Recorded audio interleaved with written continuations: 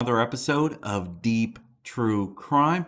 I'm Manny Rodriguez. In today's episode, I want to share with you about Dylan Mortensen.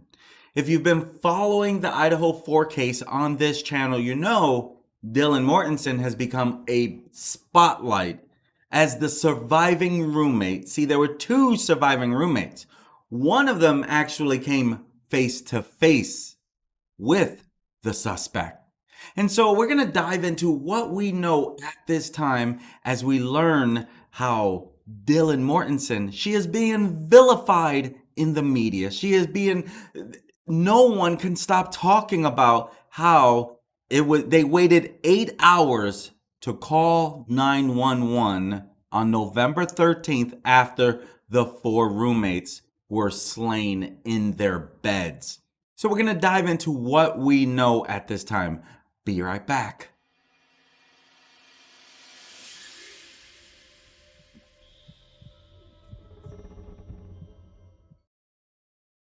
You see, cops are still puzzled about why a surviving roommate in the University of Idaho quadruple slaying waited 8 hours after the slaughter to call police. That is what a source is sharing with the Post. But there's been so much since.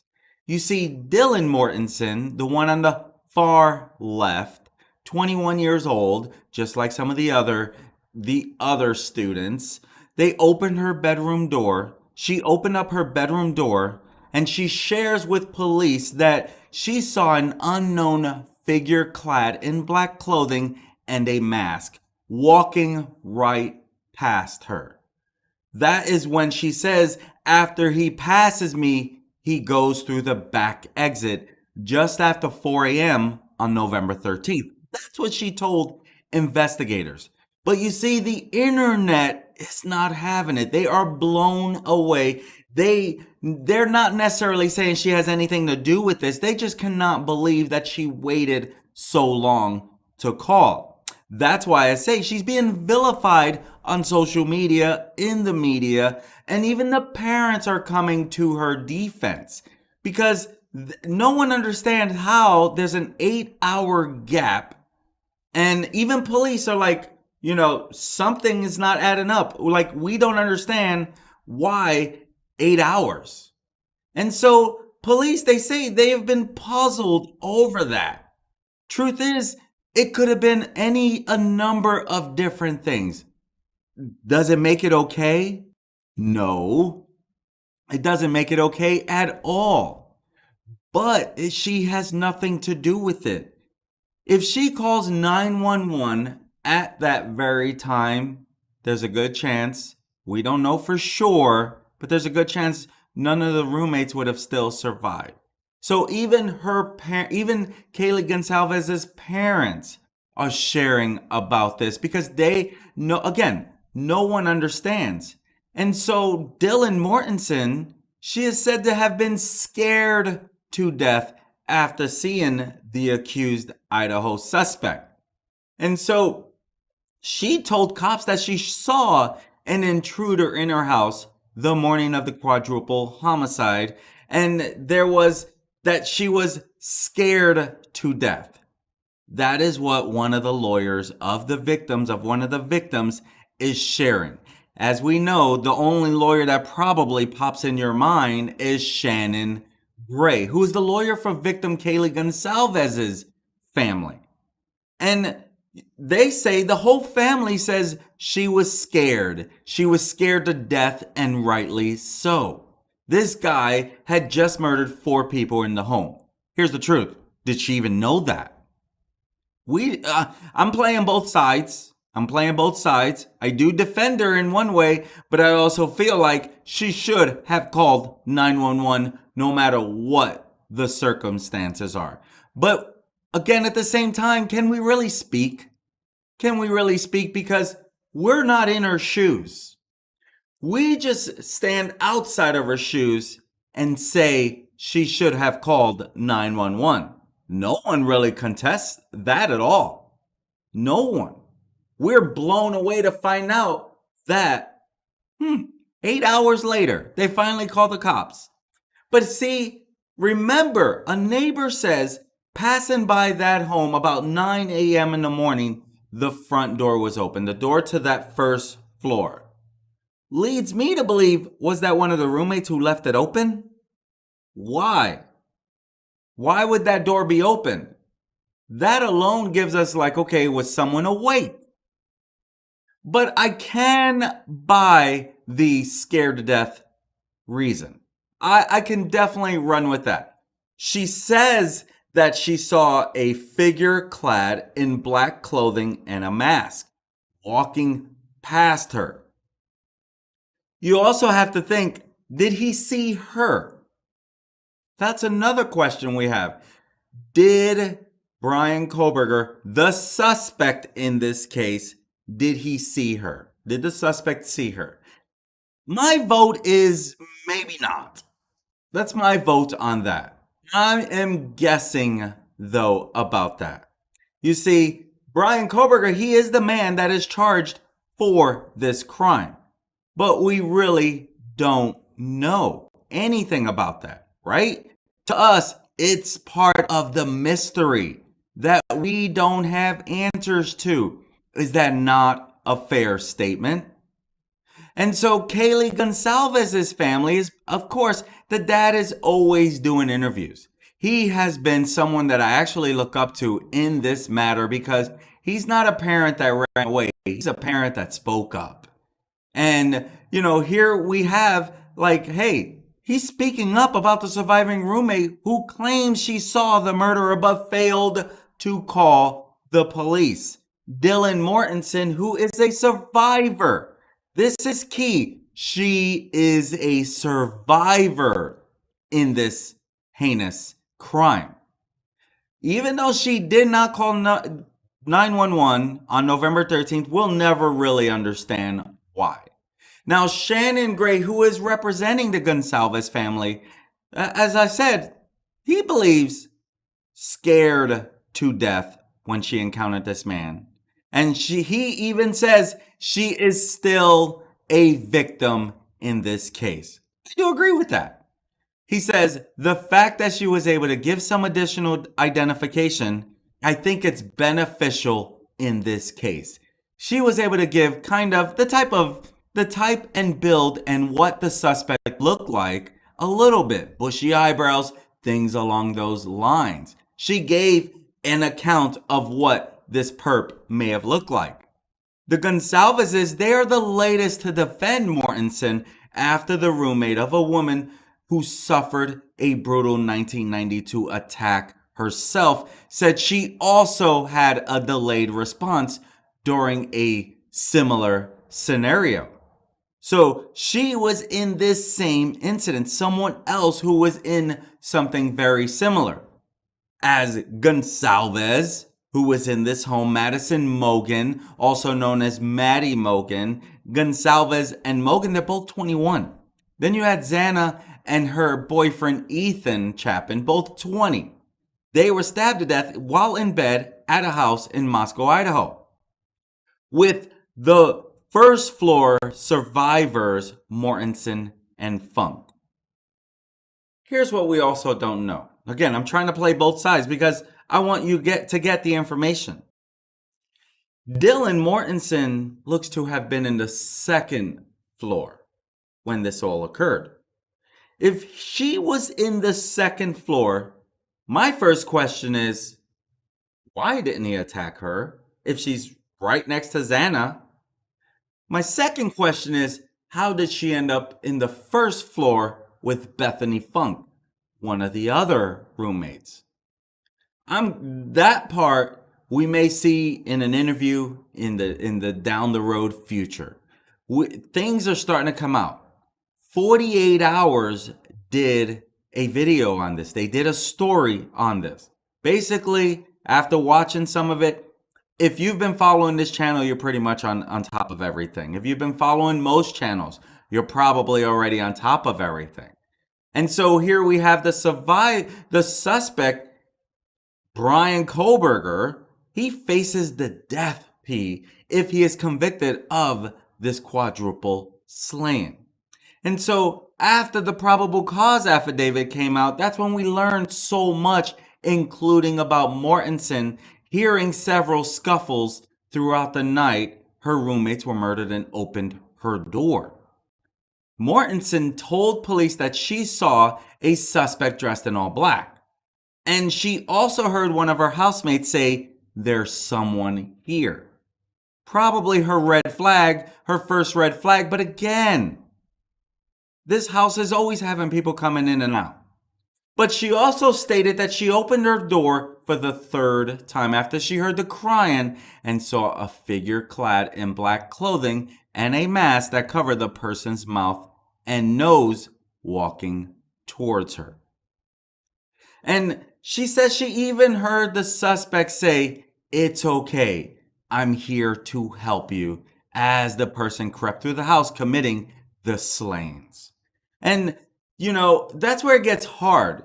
Pictured here is Alana Zabel, 50 years old. She said that she can relate as to herself having a delayed response as she pieced together the horrific 1992 attack at her sorority.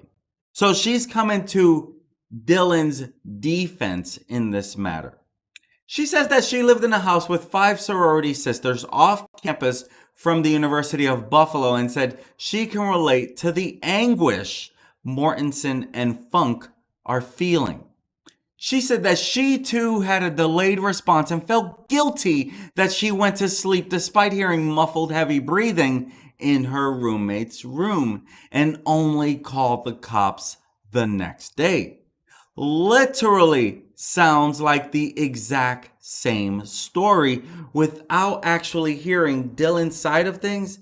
This kind of sounds like something that would relate to one another, where she is sharing her moment when her sorority sisters were attacked. Again, Alana Zabel. I believe I'm pronouncing her name right, so forgive me if I'm not. But she waited till the next day before she called cops. And she said someone was stalking us, very similar to this case, and broke in one night while we were out partying and drinking late. Sounds very similar to this incident. And she said they brutally beat and raped my housemate.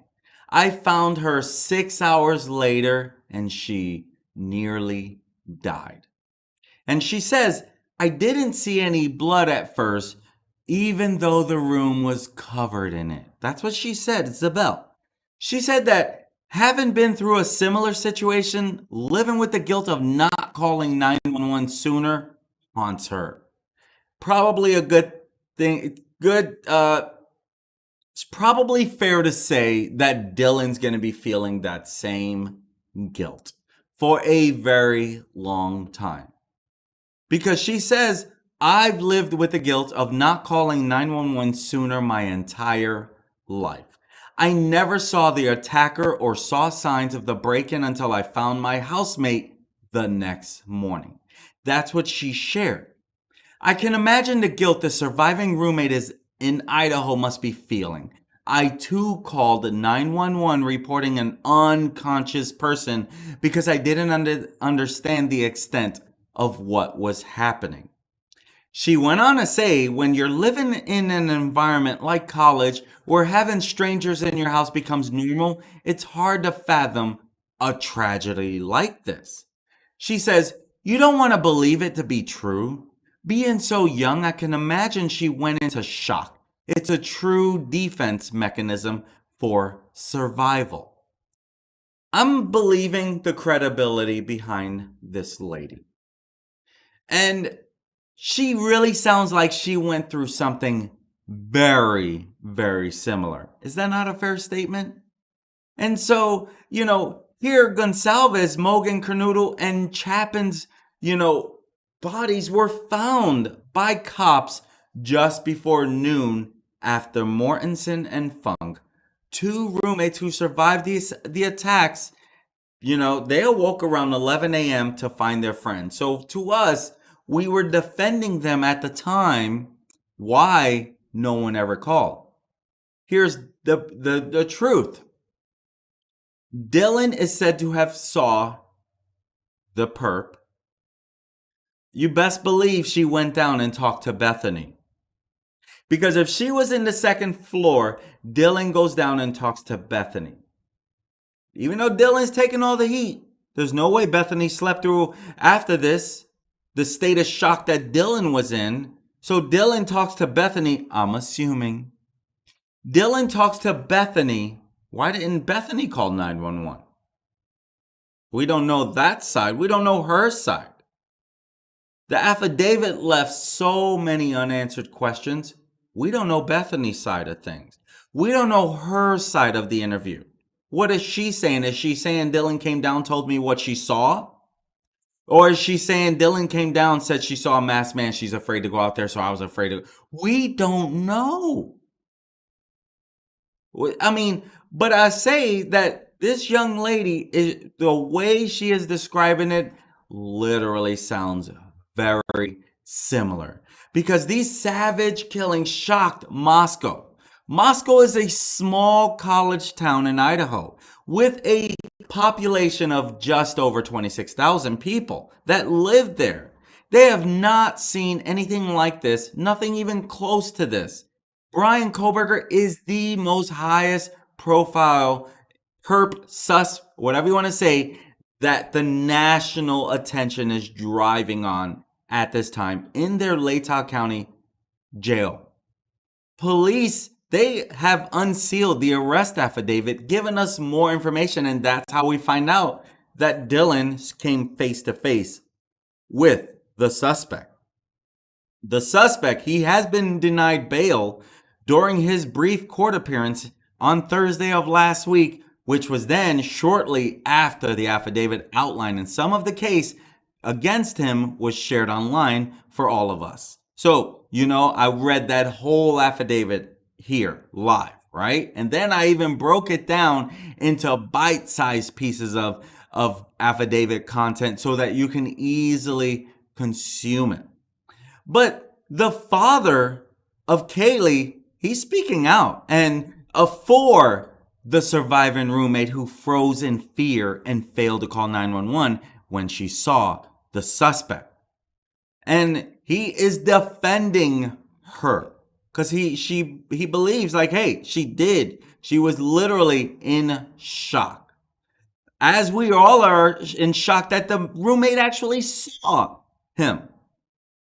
She told the police that she heard crying coming from one of the victims' rooms, Xana Canuto's room. She said that she also thought she heard Kaylee playing with the dog upstairs. And so Kaylee's father, Stephen, he's defending defending the roommates. He says that, she was in shock. She is just another victim of this crime. Mortensen, she was asleep in one of the rooms on the second floor on the night. And like I said, she ends up on the first floor with the roommate. She wakes up in shock, which almost leads me to believe she was not the target, that's for sure. But why did he let her live after coming face to face, unless he didn't see her? She wakes up at approximately 4 a.m. to the sound of Kaylee playing with her dog in one of the third floor bedrooms. A short time later, she says she heard someone say, "There's someone here." That's what the affidavit shares. She opens up her door a second time after she heard crying coming from Xana's bedroom. And she hears a male voice say something along the line of, "It's okay, I'm going to help you." That is so friggin' chilling.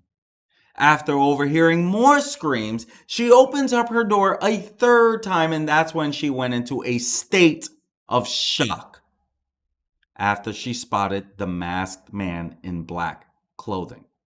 So she's in the second floor. She must have heard Xana first, then he goes upstairs, then she hears Kaylee, but then she opens it a third time. She's got to be suspecting something big time, and she sees the masked man in black clothing in the hallway. She was in a frozen shock phase. That's what she shared. That's what she told investigators, that the masked suspect walked past her and toward the backsliding door. She was in shock.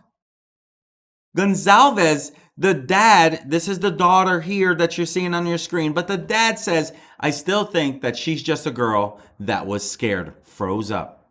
He added, she's just a girl that was scared. Until I know better, that's how I'm going to treat it.